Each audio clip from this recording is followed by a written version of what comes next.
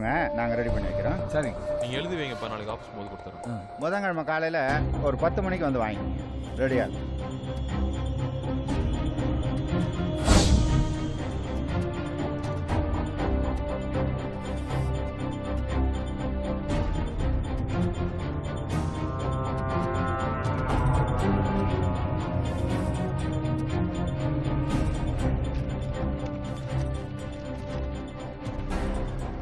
Signed தடவை வைக்க ஜாக்கிரதை. இதான் கோடம்பாக்கம் பிரிட்ஜு.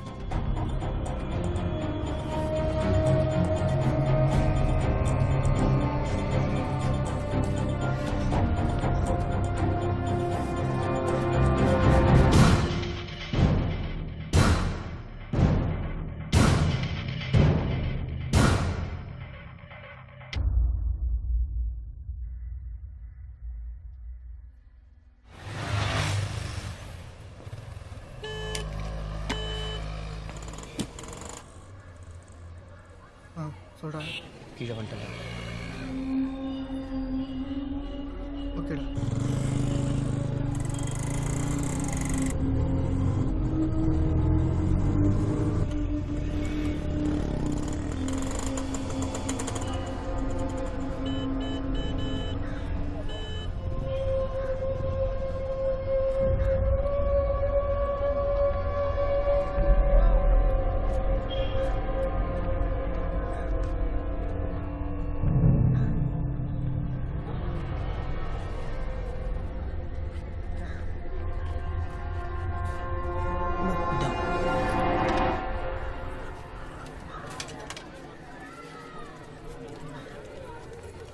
சரி, உனக்கு எத்தனை இன்விடேஷன் தேவைப்படும்? இன்விடேஷன்லாம் இப்போ வேஸ்ட் பண்ணுறீங்க. ஒரு எஸ்எம்எஸ் தட்டினா பசங்க வந்து சேர்ந்துட போகிறாங்க.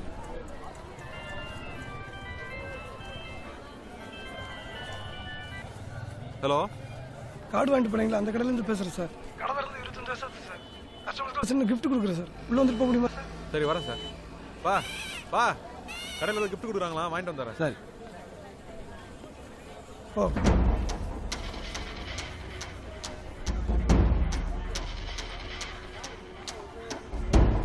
போயிட்டான்.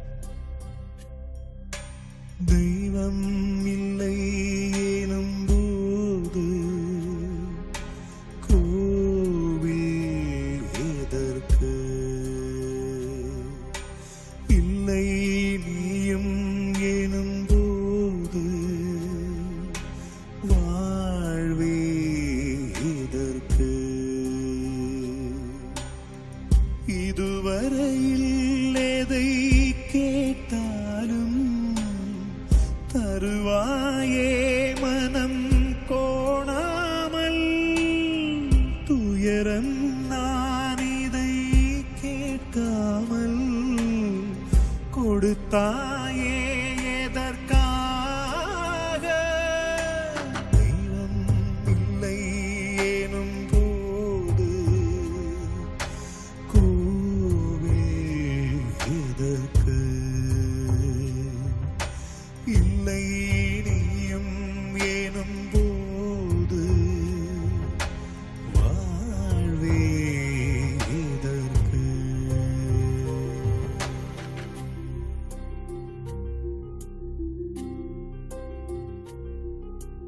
ஒரு நாளேனை பிரிந்தாலும் வாடிய முகமே உனை இனி எங்கு பார்ப்பது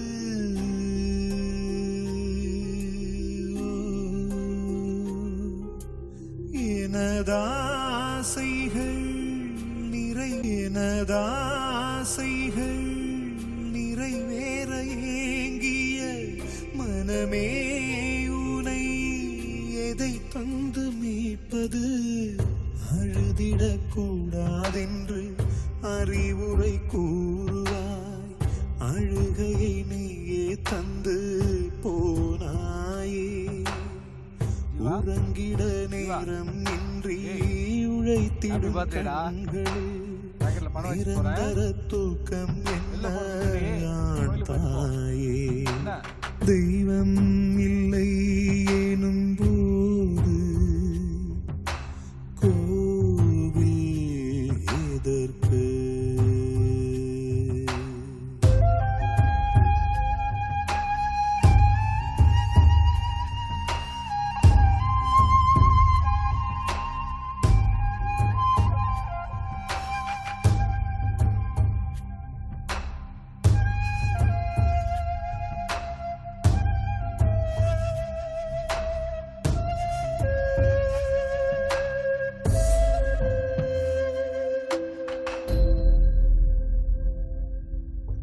உயிர் வாழ்வதே எனக்காக என்று நீ தினம் பேசுவாய் அது என்ன ஆனது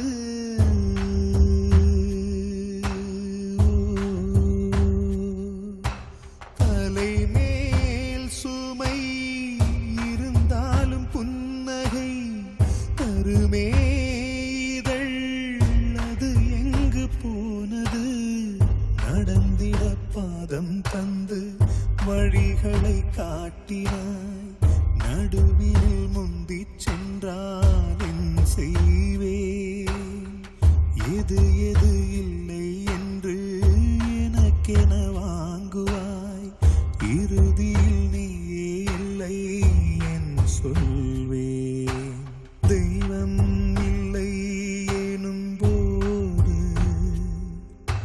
கோவில் எதற்கு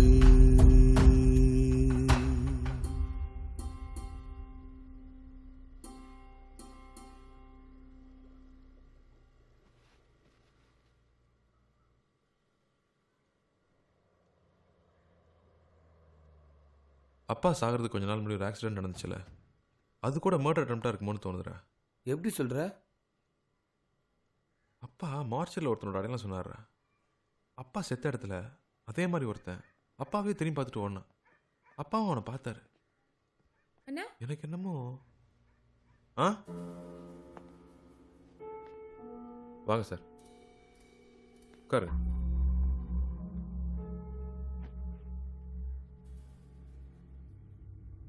உட்காருங்க.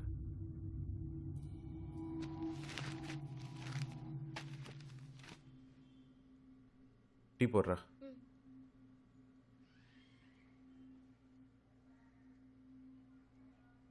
உங்களை இத்தனை தடவை வந்து இப்படி டிஸ்டர்ப் பண்ணதுக்கு ரொம்ப சாரி.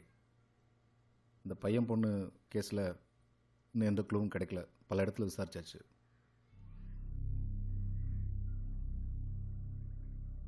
உங்கள் அப்பா மர்டர் ஆகிறதுக்கு முன்னாடி சஸ்பிஷியஸாக யாராவது ஆளை பார்த்துருக்கீங்களா? Have you seen any person? நீங்கள் யார்கிட்டயாவது உங்கள் நம்பர் கொடுத்தீங்களா? உங்கள் நம்பர் அவங்க வச்சுருக்காங்க. கொஞ்சம் நல்லா யோசிச்சு பாருங்கள். நீங்கள் கொடுக்குற சின்ன க்ளூ கூட எங்களுக்கு ரொம்ப யூஸ்ஃபுல்லாக இருக்கும். நான் ரொம்ப யோசிச்சிட்டேன் சார். எனக்கு யாருன்னு தெரியல. Sir thanks.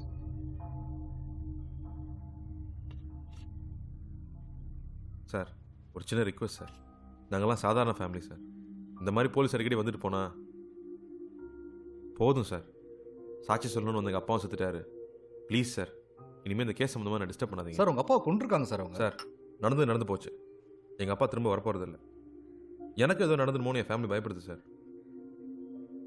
நெக்ஸ்ட் மந்த் என் தங்கச்சிக்கு மேரேஜ் இருக்கு.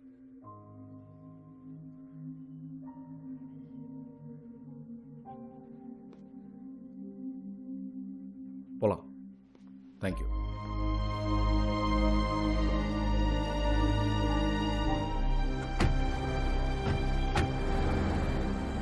டேய், ஒருத்தனை பார்த்தேன்னு சொன்னல, ஏன்டா போலீஸ்கிட்ட சொல்லல? போலீஸ்கிட்ட சொல்லி இவனுங்களெல்லாம் கோர்ட்டு கேஸும் கூட்டிகிட்டு போகக்கூடாது. ஒரு பொண்ணையும் பையனையும் துண்டு துண்டாக வெட்டி தூக்கி போட்டிருக்கானுங்க. சாட்சி சொல்ல வந்த எங்கள் அப்பாவையும் கொண்டுட்டானுங்க. இவனுங்க ரொம்ப தப்பானவனுங்கடா. மன்னிக்கிறது இவனுங்கெல்லாம் மனுஷனுங்கள், மிருகம். டேய், இங்கே பாரு, தேவையில்லாமல் அவசரப்படாத. எங்கள் அப்பாவை கொண்டுட்டாங்க இருக்காத சொல்லுடா. ஒரு தப்புலேருந்து தப்பிச்சு அவன் மறுபடியும் தப்பு பண்ணுறதுக்கு ரொம்ப நேரம் ஆகாது. இவனுக்கு வெளியே இருக்க ஒவ்வொரு நாளும் இந்த மாதிரி 10 பொண்ணுங்க மேலே கை வைப்பானுங்க. இந்த மாதிரி அப்போ இல்லாமல் 4 பேர் நடுரோட்டில் நிற்பான். அதுக்கு நீ ஏன்டா பண்ண போற?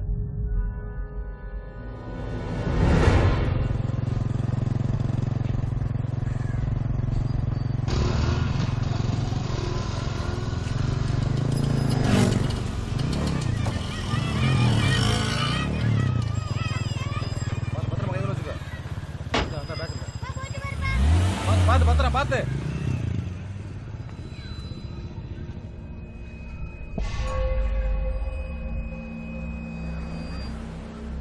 நீ சொல்கிறதெல்லாம் வச்சு பார்க்கும்போது இது யாரோ தெரியாமல் அவசரப்பட்டு போட்ட மாதிரி தெரியல ஜீவா. எந்த காரணத்தை கூட உங்கள் அப்பா தப்பிச்சிடக்கூடாதுன்னு தெளிவாக கிளாஸில் பாய்ச்சனை தடவி போட்டிருக்கானு. பக்கா பிளான். எனக்கு என்ன தோணுதுன்னா, ரெகுலராக ஸ்கெட்ச் போகிற எவனா தான் இந்த மேட்டர் ஹெல்ப் பண்ணிக்கணும். ஏ மாசி, சிட்டியில் ஸ்கெட்ச் போகிற எத்தனை பேர் இருக்கா? ஒரு 4 பேர் இருக்காங்கண்ணா. அவங்க எல்லாத்தையும் ஃபிஷிங் ஆட் வருவா சொல்லு. ஓகேண்ணா. கவலைப்படாத, கண்டுபிடிச்சிடலாம். சார்